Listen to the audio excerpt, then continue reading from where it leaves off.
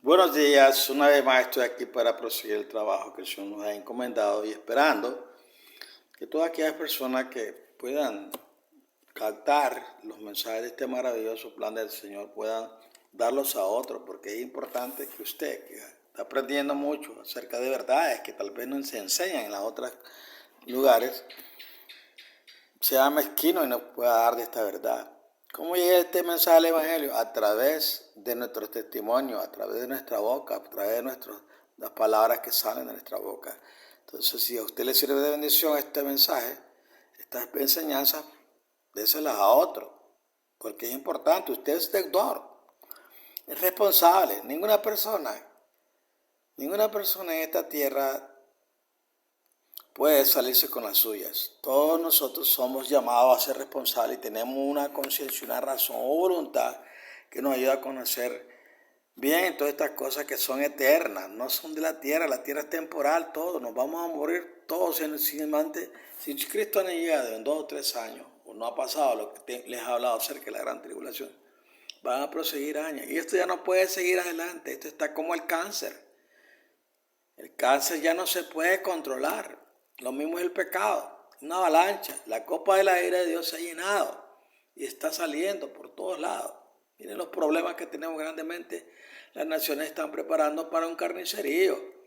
Todos aquellos que han salido a otros países extranjeros a buscar un mejor sistema de vida, un día van a ansiar estar en sus patrias de regreso, porque para utilizarlo, para darles a esas personas condiciones legales de su estadía en esos países, lo van a usar como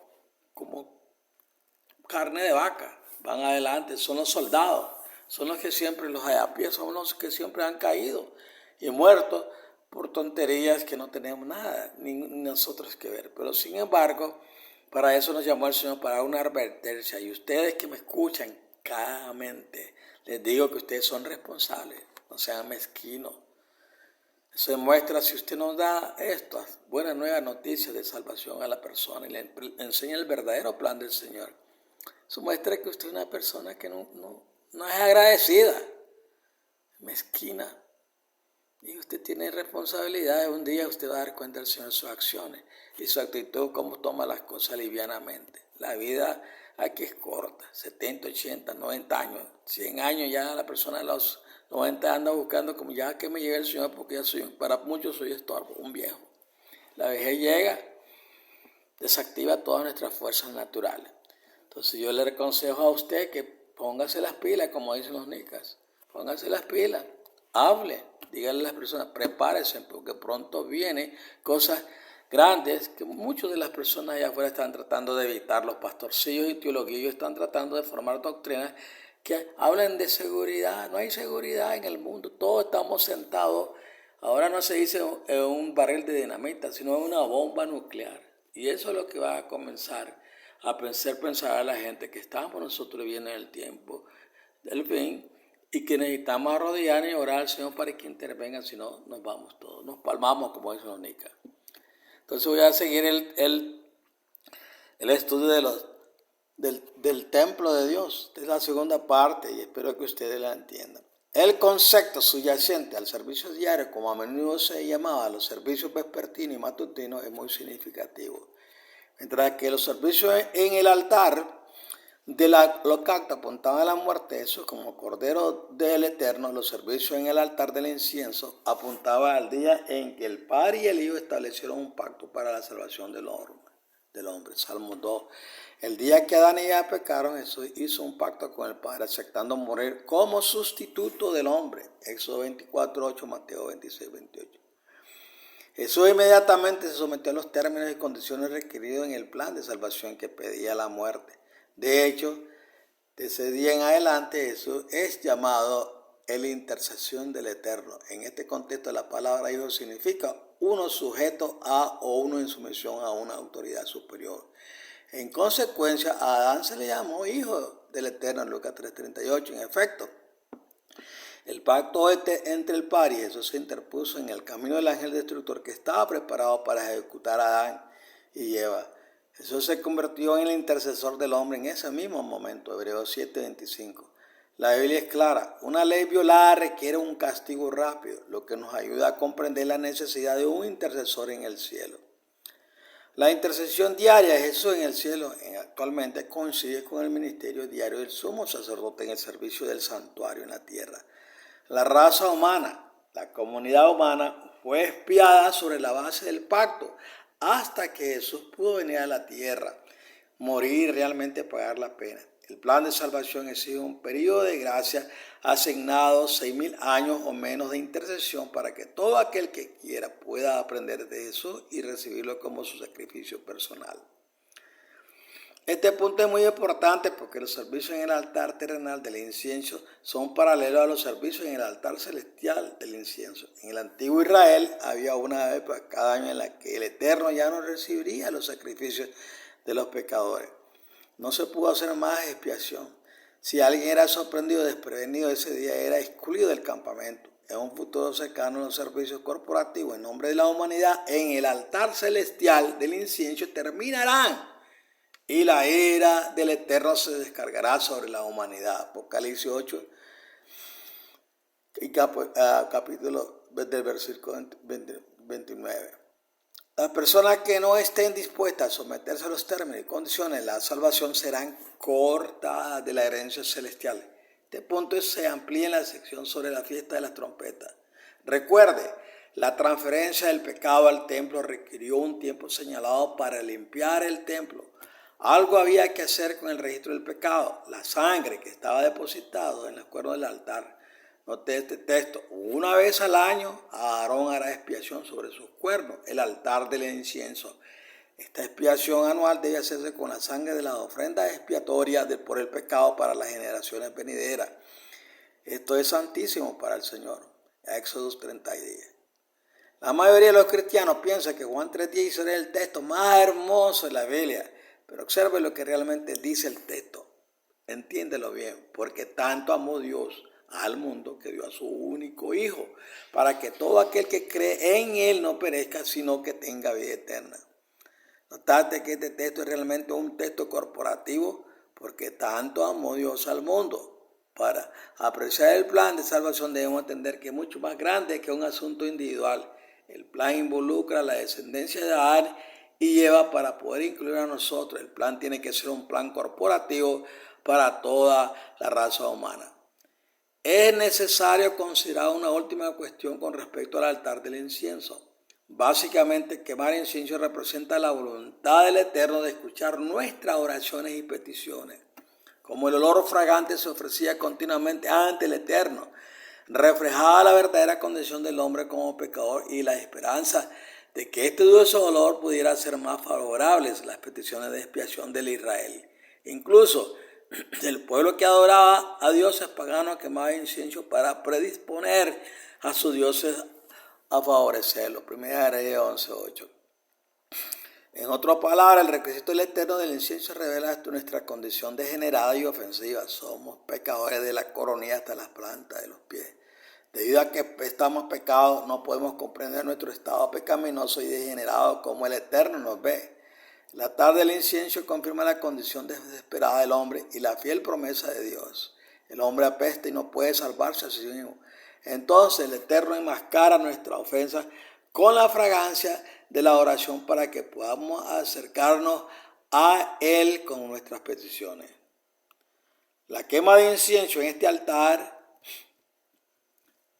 está directamente asociada con las oraciones o peticiones de los santos, Apocalipsis 8:4. Mientras la dulce fragancia del incienso se eleva a las brasas encendidas sobre el altar, el Eterno mira con buenos ojos la petición de sus hijos. Pocas cosas afectan al Todopoderoso como las dulces oraciones de los creyentes humildes y contritos. Lucas 18, del versículo 10 al 14, Hebreos 11:6. Para repasar, aquí hay 5 puntos sobre el altar del incienso. Primero, el altar del incienso estaba dedicado a los servicios para la comunidad global. Segundo, los servicios vespertinos y matutinos en este altar proporcionaban expiación continua o diaria durante todo el día. Tercero, los servicios vespertinos y matutinos apuntan hacia atrás el pacto entre el Padre y el Hijo el día en que Jesús se convirtió en el intercesor del hombre. La intercesión diaria de Jesús en el cielo llegará a su fin en un futuro próximo. 4.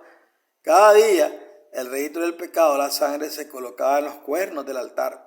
5. Cada año en un momento determinado se eliminaba el registro del pecado en el altar del incienso. Por tanto, la expiación del altar era un evento anual. Sin velo en el templo del cielo. El tabernáculo terrenal tenía un velo que separaba el lugar santo del lugar santísimo. El templo celestial no tiene ni necesita velo. El tabernáculo terrenal, sin embargo, tenía esta gruesa cortina que separaba sus dos habitaciones por 3 razones. Primero, como cuestión práctica, el velo representaba un escudo de protección para los sacerdotes que ministraban en el tabernáculo contra la gloria consumidora del Eterno. Éxodo 43, Levítico 16, 2. En el cielo, Jesús no necesita de este velo. Está sentado a la diestra del Padre y no está amenazado por la gloria del Padre. De hecho, Jesús comparte esa gloria. Juan 17, 5. En segundo lugar, el velo dividió el tabernáculo terrenal en 2 habitaciones. El aposento exterior se llamaba lugar santo y su servicio eran paralelos a cuestiones pendientes con respecto a la salvación del hombre. Una cuestión permanente continúa vigente hasta que un cumplimiento oportuno ponga fin al asunto. Los servicios que involucran el lugar más íntimo, el lugar santísimo, son paralelos a la fase final de la obra de Cristo en el templo del cielo. El Eterno permitió que el sumo sacerdote pasara detrás del velo y entrara al lugar santísimo solo un día al año, el día de la expiación. Entonces, si dependemos de un paralelo como prueba de un velo celestial, nos quedamos cortos, porque no hay registro de servicio anual en el tabernáculo celestial, Hebreos 9, 25 y 26. Pero quizás la evidencia más fuerte en contra de que el templo celestial tenga un velo es esta. El velo en la tierra se rasgó de arriba a abajo en la muerte de Cristo. ¿Por qué entonces un velo en el templo del cielo, si existiera, debería permanecer intacto después de la muerte de Jesús, si el de la tierra estaba abierto? Mateo 27, 51. Por último, la Biblia no indica que el templo del cielo tenga 2 habitaciones. Y Pablo explica que el misterio de Cristo tiene lugar en el santuario interior o lugar santísimo, en la presencia del Padre. Sin embargo, Pablo está usando un punto de referencia terrenal para describir el ministerio de Cristo en el cielo, no la ubicación física de Cristo. Pablo afirma claramente que la ubicación de Cristo está a la diestra del Padre. Hebreos 1:3, versículo 13, capítulo 8, versículo 1, capítulo 10, versículo 12. El santuario terrenal no puede parecerse ni se parece al templo celestial. En cambio, los servicios del templo terrenal son paralelos al proceso del cielo. Piensen en esto. Desde una perspectiva celestial, por un momento, la respuesta de Dios al pecado fue aprovechar la oportunidad para revelar ciertas características de sí mismo que antes se desconocían. Debido al pecado, el universo entero ahora es consciente de las propiedades de la ley, el pecado, la pena, la gracia y la restauración. Este es un tema que las huestes del cielo apenas entendían antes de que ocurriera el pecado. Entonces, el estudio del santuario terrenal es una sombra de las realidades que están involucradas en el plan de salvación. El arca de la alianza. Físicamente, el arca de la alianza era una pequeña caja de madera de acacia recubierta de oro de aproximadamente 3 pies de ancho por 5 pies de largo y 3 pies de alto. Éxodo 25:10. Tenía 2 anillos a cada lado, 3 de los cuales se podían insertar postes. Éxodo 25:12. Los postes permitieron a los sacerdotes llevar el arca de un lugar a otro sin tocarla. La superficie superior del arca se llamaba cubierta de expiación o propiciatorio. 2 figuras de ángeles dorados, querubines, estaban encima de la caja, Éxodo 25:20. Los israelitas consideraban que el arca era el mueble más sagrado porque la gloria o la checana flotaba entre los 2 querubines, Éxodo 25:22. Algunos elementos se guardaban dentro del arca. Estos elementos eran los 10 mandamientos que el Eterno escribió en 2 tablas de piedra, una copa del maná y la vara de Aarón que floreció, Éxodo 31, 18, 40. 20, Éxodo 16, 33, Números 17, 10. Las leyes ceremoniales que el Eterno más tarde dictó a Moisés se colocaron en un bolsillo junto al exterior del arca, Deuteronomio 31, 26. El arca estaba ubicada dentro del lugar santísimo del templo. El sumo sacerdote era la única persona a la que se le permitía ver el arca y podía verla solo una vez al año, en el día de la expiación, cuando entraba al lugar santísimo. Al preparar el arca para viajar, el velo que separaba el lugar santo y el lugar santísimo se usó como primera capa de protección alrededor del arca. Luego el arca quedó completamente oculta a la vista por una cubierta azul, número 4, versículos 5 al 6. Al viajar, los israelitas tenían que mantener un radio de aproximadamente 1000 yardas, 7 décimas de milla entre ellos y el arca, José 3:4. Mientras los sacerdotes preparaban el arca para viajar, siempre se acercaban caminando hacia atrás. El arca escondida transmite una verdad profunda sobre el eterno y el pecado. Antes de que el pecado contaminara a la raza humana, el Eterno tenía comunión con Adán y Eva cara a cara en el jardín del Edén, Génesis 3:8. Pero cuando el pecado separó al hombre del Eterno, el pecado y los pecadores no pudieron sobrevivir a la gloriosa presencia del Eterno, Éxodo 19:21. Entonces el Eterno se escondió del hombre. En el monte Sinaí se cubrió de densa oscuridad para poder estar cerca de sus hijos sin que su gloriosa presencia los consumiera. Éxodo 19:18, capítulo 20, versículo 21. La oscuridad en el momento de la muerte de Cristo también era una cobertura de la presencia del Padre. Mateo 27:45. El Eterno está muy cerca, pero no podemos verlo físicamente debido a nuestros pecados. Cuando Moisés quiso ver a aquel con quien había pasado tanto tiempo, el Eterno no se lo permitió. Éxodo 33:20. Considera esta paradoja. El ojo natural no puede ver al Eterno, pero el ojo de la fe puede contemplar su presencia. Segunda de Reyes 6:17. El arca estaba escondida en el tabernáculo terrenal para ilustrar cómo los caminos del Eterno están ocultos al ojo natural o carnal del hombre. Primera de Reyes 3:14, Salmo 95:10, Primera de Corintios 2:14. Así como el hombre no puede ver o discernir el arca celestial y el orden del cielo, así los hijos de Israel no pudieron ver el arca terrenal.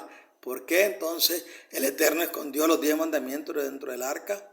El Eterno comprende la tendencia del hombre a adorar algo tangible. No quería que la gente adorara el arca ni las piedras de su ley. En lugar de eso, quería que su pueblo absorbiera los caminos de su ley en sus corazones y lo adorara a Él, el Creador benevolente. La Biblia predice un tiempo muy triste en el futuro, cuando el arca celestial del pacto será mostrada a la gente en la tierra. Esta maravillosa maravilla en el cielo ocurre en el final de la séptima trompeta. Entonces se abrió el templo del Eterno en el cielo y dentro de esos templos se vio el arca de su pacto y hubo relámpagos, trueno, un terremoto y una gran granizada. Apocalipsis 11:19.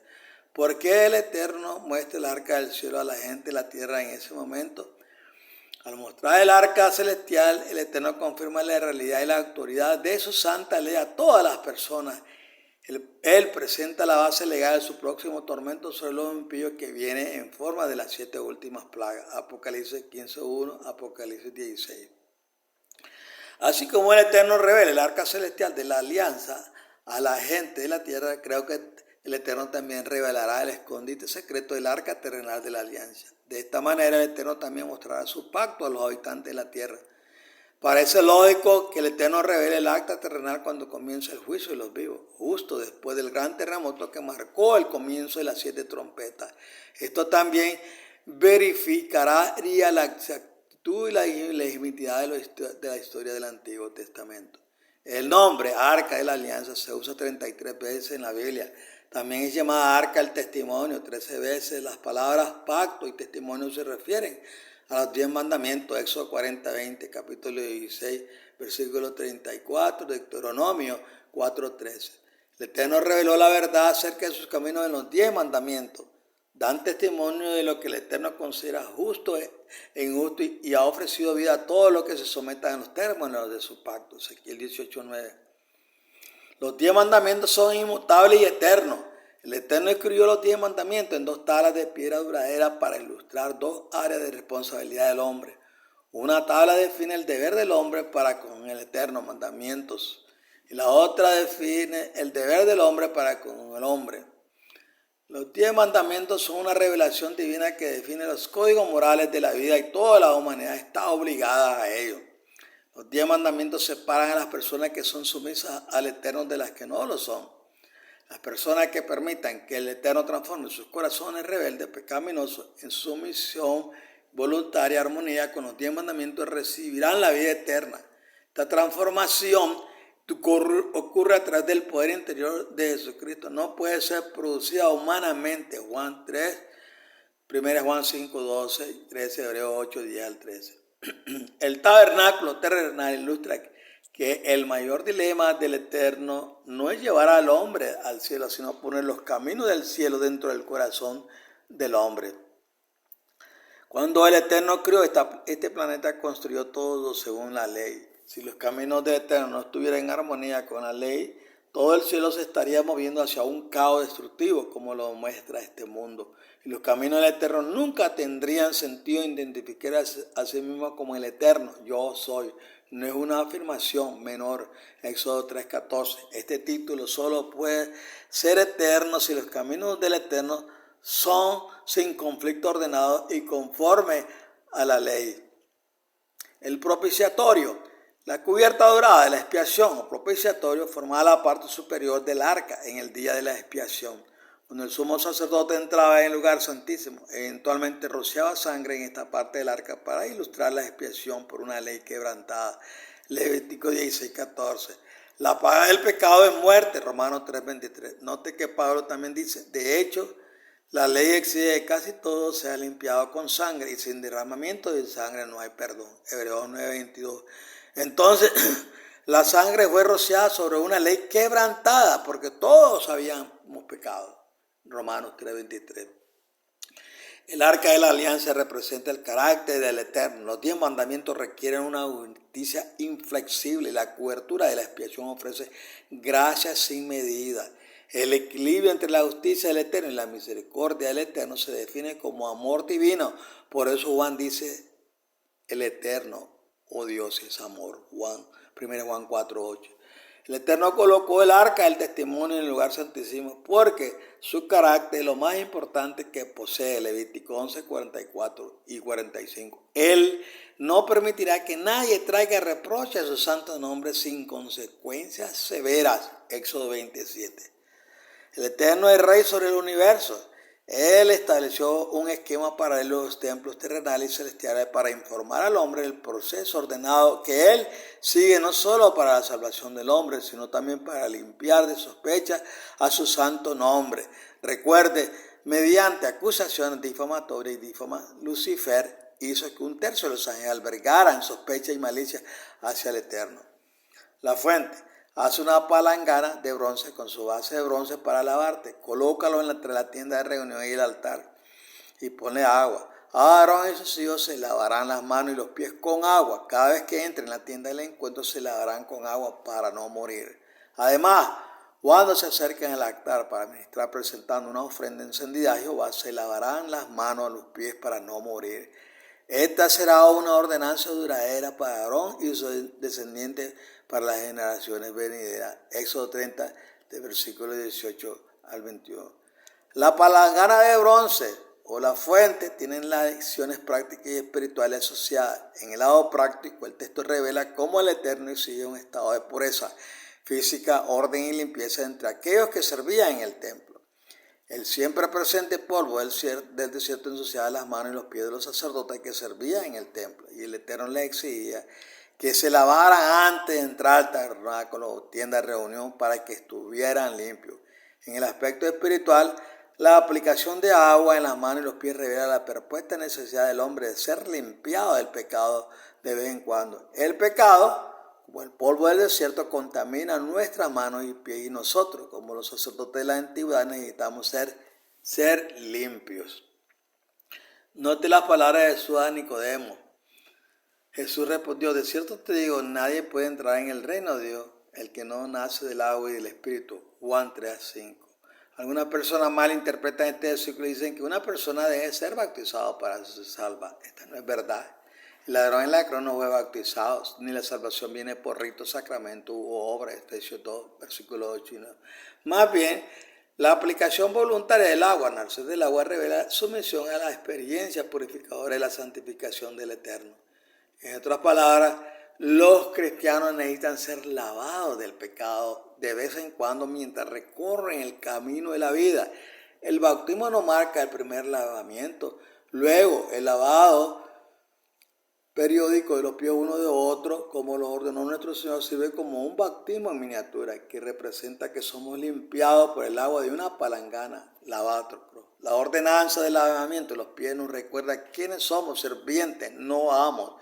Véase Juan 13:68. Es muy fácil olvidar que nuestra justicia es como trapos de inmundicia a los ojos del Eterno. Isaías 64:6. Sin embargo, a menudo permitimos que el orgullo y el egoísmo manchen nuestra actitud hacia los demás. La función y presencia de la fuente en el templo terrenal indica que el Eterno requiere limpieza física y espiritual. Sí, Él puede aceptar a los mortales tal como somos, pero requiere como mínimo que nos aseemos físicamente antes de acercarnos a Él. Si esto es cierto en el ámbito físico, ¿qué se puede decir del espiritual? El salmista escribió: ¿quién podrá subir al monte del Señor? ¿Quién puede estar en su lugar santo? El que tiene mano limpia y corazón puro, que no eleva su alma a ídolo ni jura por mentira. Salmo 24, 3-4. Sin duda, este texto es la base del dicho: la limpieza está al lado de la piedad. Antes de dejar el asunto de la limpieza de mano y pie en la fuente, considere las implicaciones de este versículo con respecto a aquellos que ocuparán mansiones en la Nueva Jerusalén. Nada impuro entrará jamás en ella, ni nadie que haga cosa vergonzosa o engañosa, pero solo aquellos cuyos nombres están escritos en el libro de la vida del Cordero. Apocalipsis 21:27. El candelero de oro. Hace un candelero de oro puro y descárgalo a martillo, su base y su mango, su copa, capullo y flores en forma de flor serán de una sola pieza con él. Procura hacerlo según el modelo que te ha sido mostrado en el monte. Éxodo 25, versículos 31 y 40.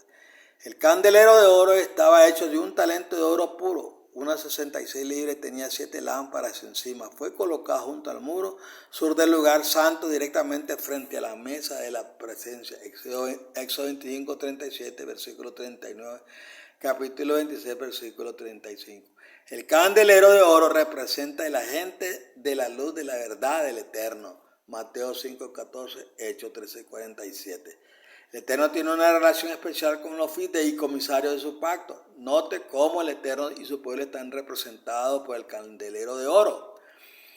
Primero, el candelero estaba hecho de oro puro, el cual representa el amor ágape de Dios por la humanidad. El amor ágape o amor divino es puro, a diferencia del amor humano. El propósito de cualquier candelero es la luz, y esta era la intención práctica y espiritual del candelero dorado. Israel fue elegido para hacer una luz para el mundo, para representar el amor de Dios por el hombre. El Eterno requirió que los sacerdotes recargaran las 7 lámparas diariamente con aceite de olivo puro para que las 7 luces ardieran continuamente. Levítico 24, versículo 4. De la misma manera, los sacerdotes debían reabastecer continuamente al pueblo con amor y adoración al Eterno. La luz de la verdad del Eterno nunca debe apagarse, y esa responsabilidad recaía únicamente en los sacerdotes. Si se volvían negligentes o descuidados al enseñar los caminos del Eterno al pueblo, la oscuridad eventualmente llenaría los corazones de los adoradores. Así como el Eterno responsabilizó a los sacerdotes de mantener las lámparas encendidas, ellos también eran responsables de comunicar la luz de la verdad a su pueblo. Los sacerdotes eran guardianes de la llama. Desafortunadamente, los sacerdotes fracasaron y en consecuencia Israel apostató.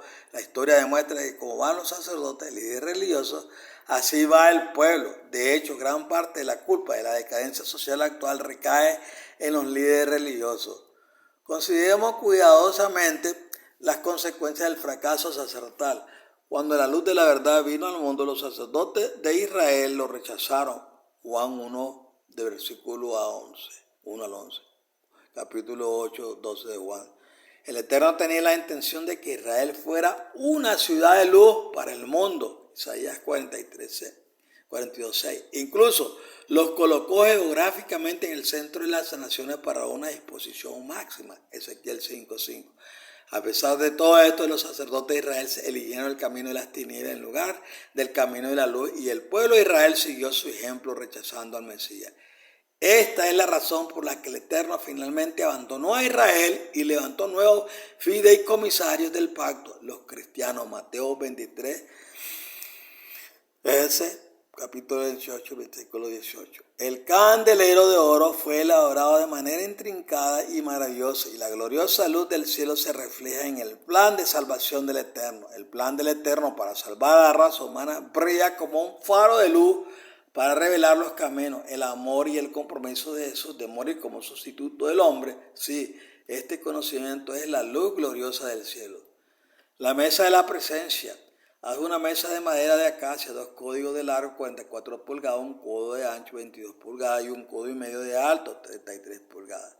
Recúbrelo de oro puro y hazle una moldura de oro alrededor. Y haz sus platos y su fuente de oro puro, así como sus cántaros y tazones para derramar las ofrendas. Pon el pan de la presencia sobre esta mesa para que esté delante de mí en todo momento. Éxodo 25, versículo 23 al 30. Esta mesa representa el trono del Eterno. Todas las bendiciones fluyen de su trono. La idea de que la mesa de la presencia representa el trono del Eterno es sorprendente, ya que en el tabernáculo terrenal el foco siempre estuvo dirigido hacia el arca de la alianza escondida, ubicada en el lugar santísimo. La gloria Shekinah de Dios habitaba dentro del lugar santísimo. Por lo tanto, la segunda habitación del tabernáculo terrenal era más santa que la primera. El velo oscurecía el lugar santísimo a la vista de todos, excepto del sumo sacerdote, lo que indicaba su extremo carácter sagrado. Estos hechos han llevado a muchas personas a concluir que el arca de la alianza debe representar el trono del Eterno. Sin embargo, aquí hay 3 razones por las que creo que el poder de la presencia representa el trono del Eterno. Razón número 1, nombre. Pon el pan de la presencia, pan de proposición, sobre esta mesa para que esté delante de mí en todo momento. Éxodo 25, versículo 30. La mesa recibió su nombre de los 12 panes que se colocaban sobre ellas cada sábado. Levítico 24, 8. Los sacerdotes horneaban los panes en sábado y los colocaban sobre la mesa mientras aún estaban calentitos. 1 Samuel 21, 36. Al principio esta práctica parece contradictoria con las instrucciones que el Eterno le dio a Israel con respecto al comportamiento apropiado del sábado cuando le prohibió cocinar y hornear en sábado. Éxodo 16, 23. Sin embargo, este pan era especial, representaba una ofrenda sagrada de los 12 tribus en lugar de una ofrenda de las 12 tribus. La presencia de pan fresco en el sábado debía revelar la intención del Eterno de usar a sus siervos, los sacerdotes, para ofrecer alimento espiritual recién preparado a sus pueblos en el Shabbat. Mateo 12, 5.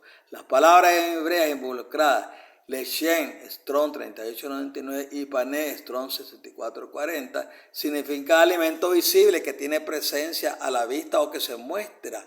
La idea que transmiten los traductores de las escrituras es que el pan era claramente visible, como en muéstranos el pan, de ahí el nombre panes de la proposición. La idea presentada por las escrituras y otras traducciones recientes es que el pan representaba la presencia del Eterno. Entonces, la enseñanza de la presencia del Eterno en el sábado, a través de palabras de vida recién preparadas, es el significado principal detrás del símbolo de este pan. 12 hogazas de pan para las 12 tribus y otros artículos se colocaban sobre la mesa de la presencia para que los sacerdotes los consumieran a intervalos regulares. La mesa también tenía tazas, cuencos y cántaros asociados. Eso 37 dice, cuando una persona mira la mesa en términos de los utensilios y la comida colocada en ella, se vuelve obvio que esta mesa representa una mesa del rey. Los sacerdotes eran invitados a comer de la mesa del rey porque eran muy honrados. Comer de la mesa del rey no solo era un gran honor, sino que también demostraba intimidad con el rey. Era común que los reyes generosos en la antigüedad honraran a personas especiales, invitándolas a comer en su mesa mientras vivieran.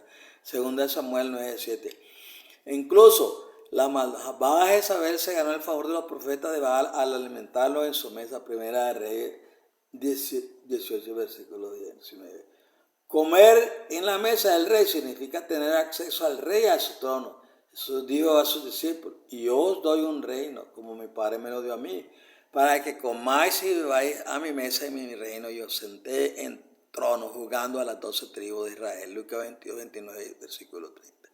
Entonces, La mesa de la presencia en el templo terrenal reflejaban los privilegios especiales de los sacerdotes. Desafortunadamente, los sacerdotes de Israel no reconocieron este gran privilegio tal como era. No lograron tener conciencia como tener comunión con Dios y no entendieron su gran oportunidad. Sin embargo, la vida y muerte y resurrección de Jesús abrieron de par en par la puerta a todos los pueblos y los privilegios reservados a los sacerdotes fueron concedidos a cada creyente. Jesús estableció lo que se llama el sacerdocio del creyente. El Apocalipsis dice: bienaventurados los invitados a la cena de la boda del Cordero. Y él, el ángel, añadió: estas son las verdaderas palabras de Dios. Apocalipsis 19:9, capítulo 3, versículos 20 y 21.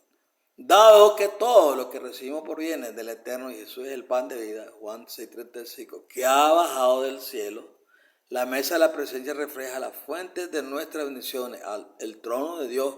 Desde esta mesa se sirve el pan de vida. Entonces, acerquémonos con confianza al trono de la gracia para que podamos recibir misericordia y encontrar gracia que nos ayude en momentos de necesidad. Hebreos 4:15. Razón número 2, ubicación. La mesa de la presencia estaba ubicada en el lado norte del tabernáculo. En la antigüedad, la dirección del norte se consideraba la dirección del juicio o autoridad divina. La destrucción y o el juicio siempre vinieron del norte. Observe estos 5 ejemplos. Isaías 41:25 dice: he despertado a uno del norte y viene uno del sol naciente que invoca mi nombre.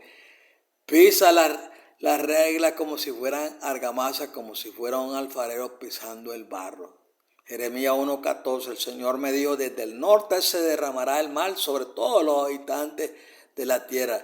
Jeremías 4:6 dice: levanten la señal para ir a Sión, huye por seguridad sin demora, porque desde el norte traigo un desastre, una destrucción terrible. Jeremías 46:20, Egipto es una novia hermosa, pero un tábano viene contra ella desde el norte. Jeremías 50:9 dice: porque despertaré y traeré contra Babilonia una alianza de grandes naciones de la tierra del norte. Tomarán posiciones contra ella y desde el norte será capturada. Sus flechas serán como guerreros hábiles que no regresan con las manos vacías. Observe la ubicación de la mesa de la presencia. Coloque la mesa fuera de la cortina en el lado norte del tabernáculo y coloque el candelero frente a ella en el lado sur. Éxodo 26:35. No importa dónde Israel movía el tabernáculo terrestre, la mesa de la presencia siempre estaba en el lado norte. ¿Qué sugiere esto? Ahora compare la ubicación del trono del Eterno en el cielo con la mesa de la presencia. ¿Cómo caíste del cielo, Lucifer, hijo de la mañana? ¿Cómo fuiste derribado por tierra que limitaba las naciones? Porque has dicho en tu corazón: subiré al cielo y saltaré mi trono sobre las estrellas del Eterno. Me sentaré también en el monte de la reunión. A los lados del norte ascenderé sobre las alturas de las nubes, seré como el Altísimo. Isaías 14, versículos 12 al 14. ¿Por qué Lucifer conspiró para colocar su trono a los lados del norte?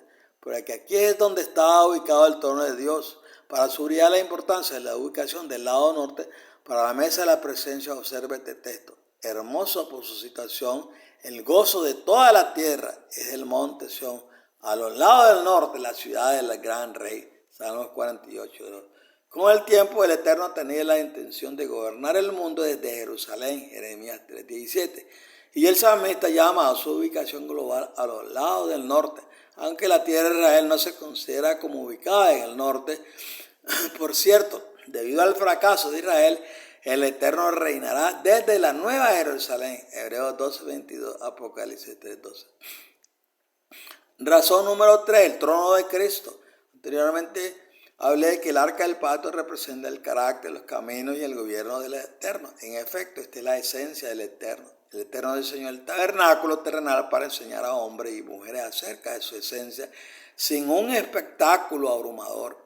Incluso el tabernáculo mismo estaba cubierto con pieles de focas negras. Éxodo 36:19. En otras palabras, el Eterno podría haber sorprendido a los israelitas con una catedral del Sinaí que eclipsara las tan familiares pirámides de Egipto. Podría haberse instalado en alguna grandeza elevada y gloriosa que habría avergonzado a Faraón y a los filisteos.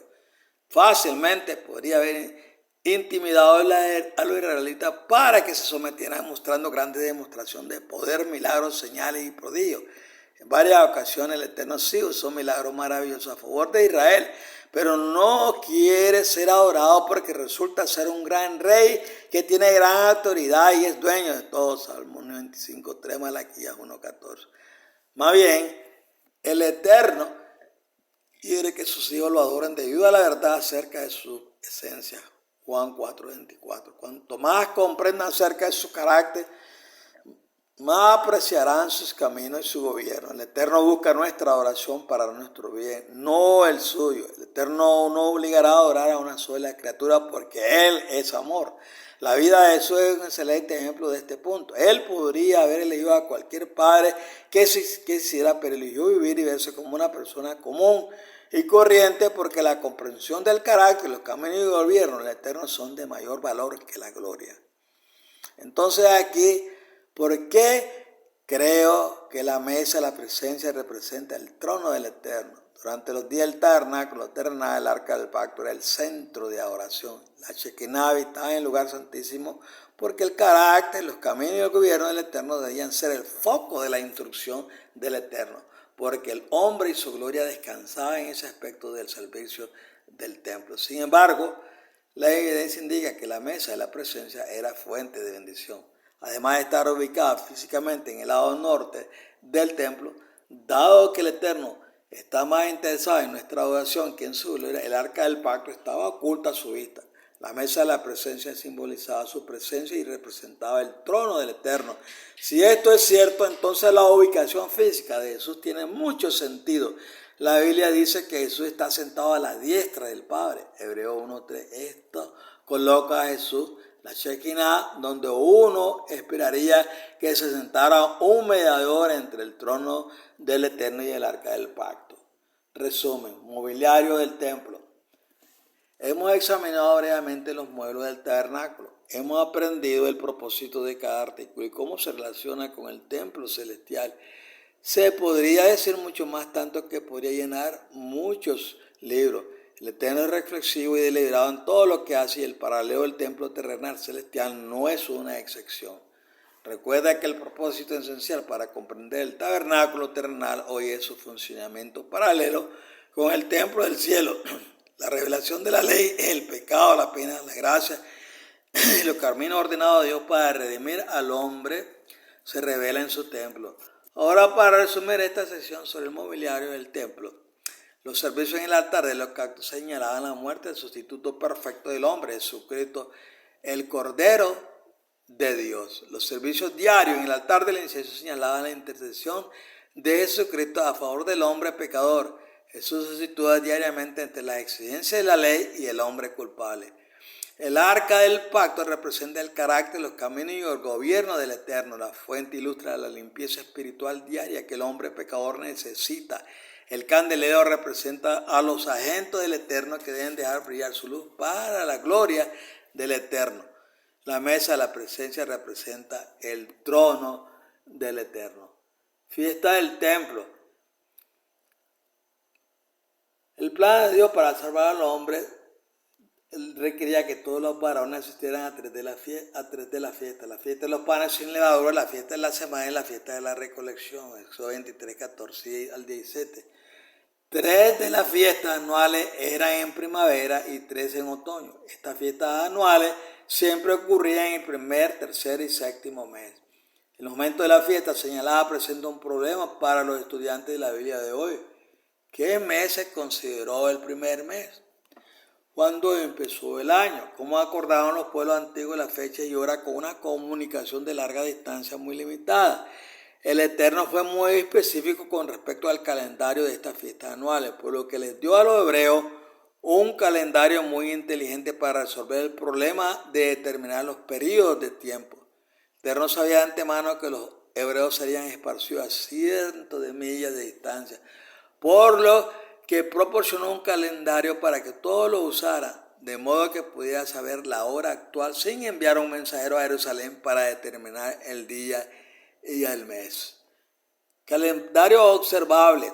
Antes del éxodo, los egipcios y en consecuencia los hebreos observaban un calendario de verano a verano de 365 días. Pero 2 semanas antes del éxodo, el Eterno inició un nuevo calendario. El Eterno estableció el primer día, el primer mes y el primer año por decreto divino. Éxodo 12, versículo 1 al 12, capítulo 40, versículo 17.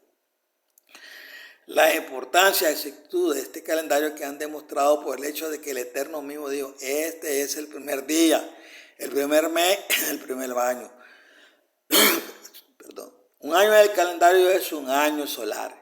Cumplimiento de las profecías de las 70 semanas de Daniel 9 prueba este punto. El decreto de Artajerjes del año 457 antes de Cristo se extiende hasta el año 34 después de Cristo, un periodo de 490 años solares.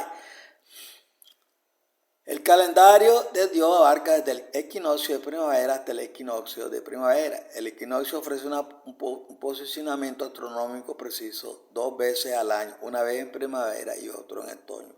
El equinoccio de otoño ocurre exactamente en la mitad del año solar.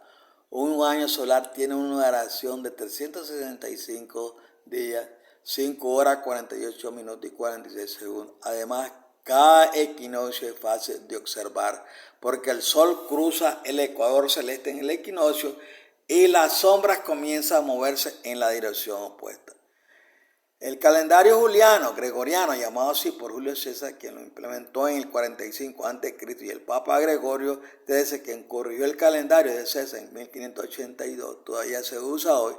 También es un calendario solar, pero va de invierno a invierno y un nuevo año siempre comienza cada 365 o 366 días con el 1 de enero independiente de la fase de la luna. El calendario del Eterno, sin embargo, es un calendario solar lunar. Un nuevo año comienza con la primera visión de la luna nueva después del equinoccio de primavera. Por ejemplo, en 1994 el equinoccio de primavera se produjo el 20 de marzo. La primera luna nueva después del 20 de marzo fue el 11 de abril. Una luna nueva es totalmente oscura y una luna llena está completamente iluminada. Si se pudo ver una pequeña luna creciente durante la noche del 12 de abril, entonces comenzó un nuevo año, el 12 de abril, y el calendario de la fiesta religiosa, Pascua, para ese año se establecería en consecuencia. Por cierto, este método de cálculo siempre coloca la Pascua, la primera fiesta, y la fiesta de recolección, la última fiesta del año, en la luna llena. El siguiente muestra el calendario de Dios. Después de revisar el calendario, podrías preguntar, ¿cómo se contaron los 22 días entre el equinoccio del 20 de marzo y el comienzo del nuevo año del 12 de abril? Respuesta, fueron consideradas como parte del año anterior. En otras palabras, un nuevo año no comienza en el equinoccio de la primavera a menos que se observe la pequeña luna creciente durante la noche del equinoccio de primavera. Por lo tanto, el último mes del año viejo continúa hasta que se ve la luna nueva, incluso si pasa el equinoccio de primavera. Esto significa que es posible bajo el calendario del Eterno, dependiendo de la posición del sol y la luna, tener un año más o menos de 365 días a 24 días. Por cierto, el método solar lunar del Eterno para calcular el tiempo siempre sitúa la Pascua entre el 3 de abril y el 22 de mayo. Este periodo de tiempo aseguraba la disponibilidad de la cebada madura que se agitaba ante el Señor en el momento de la Pascua. Levítico 23:5. Hoy en día los judíos ortodoxos afirman que el calendario de Dios no es un calendario solar lunar, sino bien un calendario lunar. Si esto fuera cierto, significaría que un año lunar tiene 2 o 11 días menos que un año solar. Por ejemplo, si se utilizara un calendario lunar, las 70 semanas de año Daniel 9 serían 14 años menos que los 490 años solares requeridos, o en 465.39 años. La historia no confirma un cumplimiento profético de Daniel 9 durante este periodo de tiempo. Además, la cebada comienza a madurar alrededor del 1 de abril en Canaán. Un calendario lunar colocaría la Pascua demasiado temprana en la temporada de crecimiento para que los antiguos judíos ofrecieran una gavilla de cebada madura ante el Señor. Cabe mencionar otro punto. Después del cautiverio babilónico, los judíos incorporaron un calendario de otoño a otoño. Esto se hizo para sincronizar sus registros civiles con el sistema de datación utilizado en todo el reino de los persas, pero el calendario civil de otoño de los medos y persas y el calendario del eterno de primavera nunca fueron confundidos, fusionados o usados indistintamente por los judíos. De hecho, los escritores de la Biblia a veces juxtapusieron ambos calendarios para asegurar una fecha específica. Por ejemplo, observe estos dos pasajes.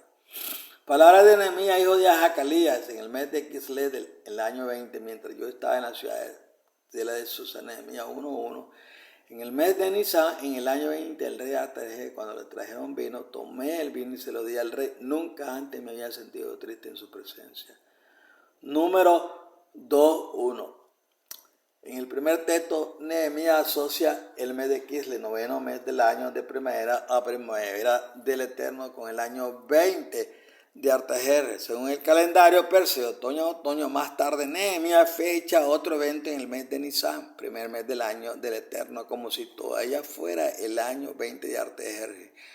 Los eruditos han preguntado, ¿por qué Nehemías no aumentó el año de Artajerjes a 21? Simplemente esto, el año no se incrementó a 21 porque el rey todavía tenía 20 años. Considera el cuadro a continuación y ve la armonía de este cálculo. Se puede ver fácilmente que Kislev, en los meses del Eterno, y Nisan, el primer mes del nuevo año de Dios, del Eterno, cayeron dentro del año 20 el reinado de Artajerjes. E incluso, cuando el año 20 el rey se cuenta de caída en caída, hoy en día los americanos calculan el tiempo de manera similar y sin confusión. Al producir automóviles nuevos, los fabricantes de automóviles observan un calendario de otoño para cada año o modelo. Los coches nuevos aparecen en las salas de exposición de los concesionarios de automóviles en septiembre, aunque el año calendario en realidad comienza el 1 de enero. Es necesario hacer una última observación antes de dejar atrás la cuestión del calendario. Note este texto. Celebra la fiesta de las cosechas con las primicias de las cosechas que siembras en tu campo. Celebra la fiesta de la recolección al fin del año cuando recojas tus cosechas del campo. Éxodo 23 dice. Algunas personas han cuestionado cómo la fiesta de la recolección, también conocida como la fiesta de los tabernáculos, podría ser al final del año, ya que la fiesta misma comienza el día 15 del séptimo mes. Levítico 23:34. El contexto de este lenguaje tiene que ver con la agricultura. La fiesta de la recolección marcaban el final de la temporada de crecimiento del año. Algunos han afirmado que este texto prueba que los judíos observaron un calendario de otoño a otoño antes del cautiverio babilónico. Sin embargo, no se ha encontrado ninguna evidencia bíblica o arqueológica que respalde esta afirmación. Piense en los detalles del texto. ¿Cómo se podría celebrar la fiesta de la recolección y el fin del año si la fiesta ocurre el día 15 del séptimo mes? Levítico 23:34. El séptimo mes no está cerca del final de un año. Si la fiesta se celebra cerca del final de un año, entonces el Señor había colocado la fiesta durante el mes 12. He introducido el tema del calendario solar lunar para que puedas apreciar cómo el Eterno permitió a los hebreos marcar el paso del tiempo, especialmente el momento de la fiesta. Además de las 6 fiestas anuales, el Eterno decidió que una fiesta coincidiera con la observancia de cada luna nueva. Que considerado es el Eterno al organizar una fiesta mensual con la llegada de las lunas nuevas. Los judíos, sin saberlo, documentaron el paso del tiempo para aquellos de nosotros que vivíamos miles de años después. La Pascua. La historia de la milagrosa liberación de Israel de la esclavitud en Egipto tiene un significado significativo. Recuerde que el Eterno no solo diseñó el proceso de la liberación, sino que también requirió que Israel conmemorara perfectamente los eventos que rodearon el Éxodo cada primavera, comenzando el día 14 del primer mes, Éxodo 12, versículos 10 al 14. Hay 4 lecciones en torno al Éxodo que son particularmente notables, así que preste mucha atención a los paralelos en su relación con los eventos del fin de los tiempos. El Eterno probó la lealtad de los hebreos mediante una prueba de reposo sabático antes de liberarlos.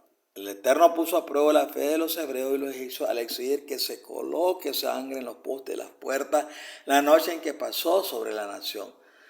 El Eterno castigó a Egipto con 10 plagas a causa de la rebelión. El Eterno destruyó a Faraón y su ejército debido a una rebelión desafiante.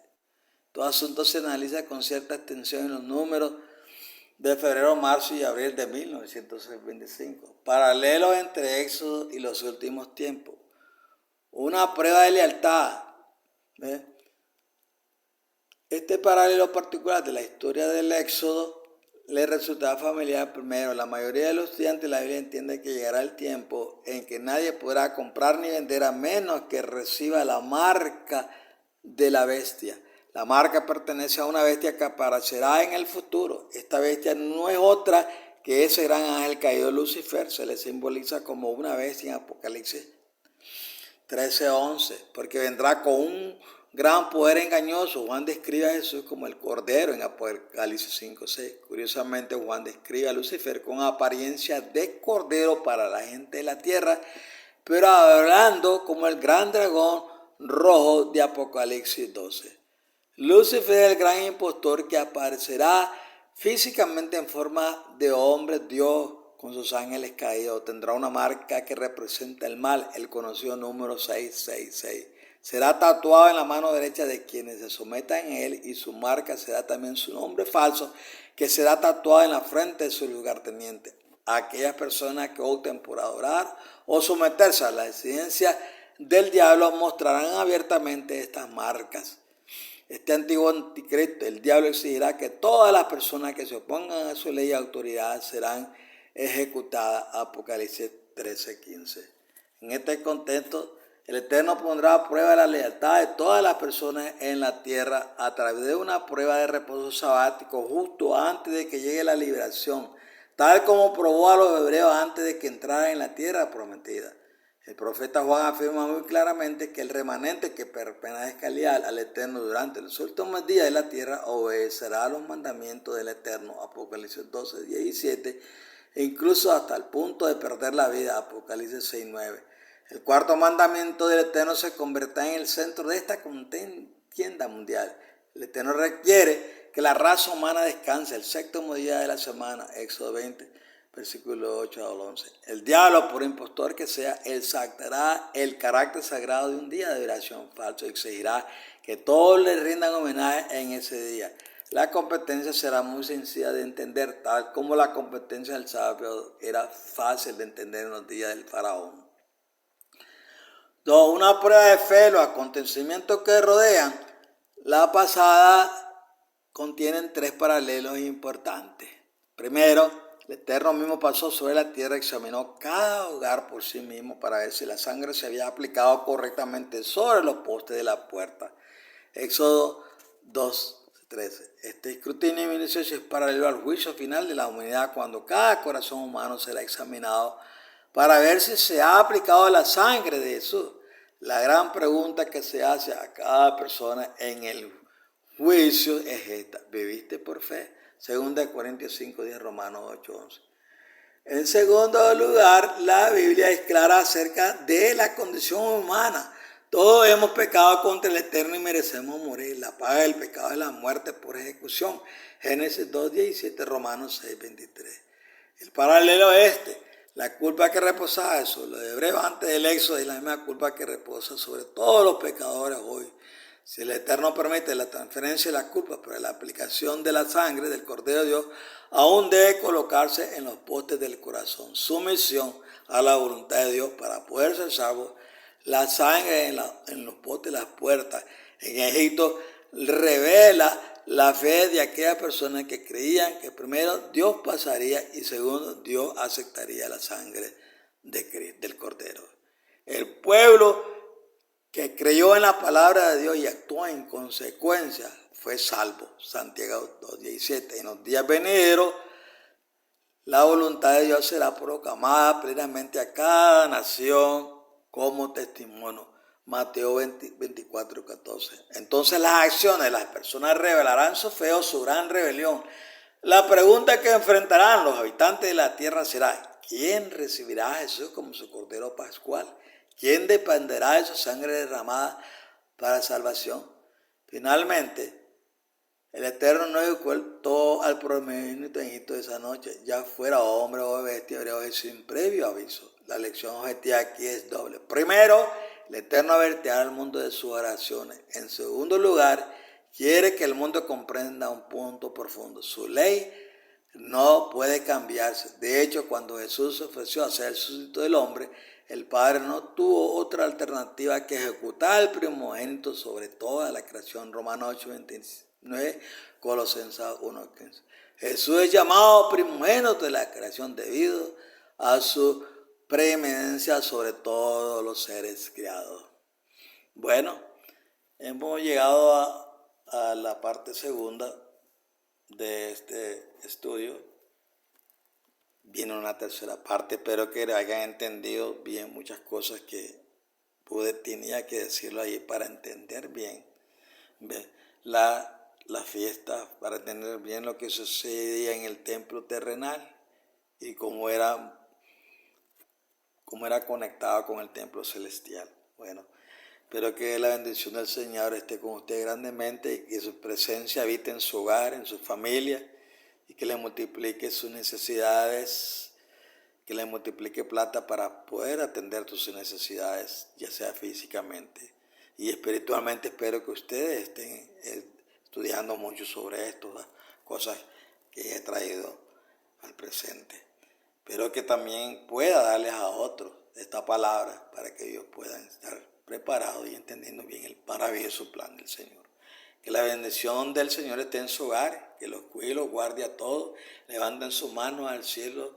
El Señor, dígale: Señor, límpianos cada día con la sangre preciosa de tu Hijo Jesús. Y que nuestro hogar tenga armonía contigo. Que mis hijos estén sirviéndote al Señor y mi familia también. Y mis enemigos y amigos puedan saber de estas verdades. Bye. Que el Señor los bendiga una vez más.